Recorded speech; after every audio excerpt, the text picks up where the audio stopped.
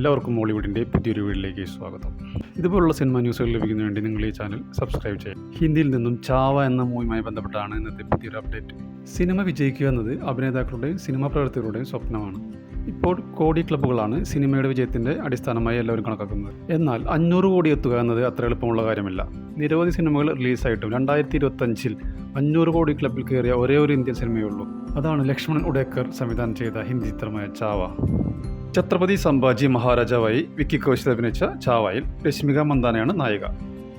മറാത്ത സാമ്രാജ്യത്തിൻ്റെ രണ്ടാമത്തെ ഭരണാധികാരിയും ഛത്രപതി ശിവാജി മഹാരാജന് മകനുമായ സംഭാജി മഹാരാജാവിൻ്റെ ജീവിതത്തിൻ്റെ പുനരാഖ്യാനമാണ് ഈ ചിത്രം.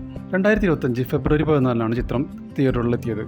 സാക് നിൽക്കിൻ്റെ കണക്ക് പ്രകാരം ചിത്രം ലോകമെമ്പാടുമായി 807 കോടി രൂപ വരുമാനം നേടി. അതിൽ 600 കോടിയിലധികം രൂപ ഇന്ത്യൻ വിപണിയിൽ നിന്ന് മാത്രം ലഭിച്ചതാണ്.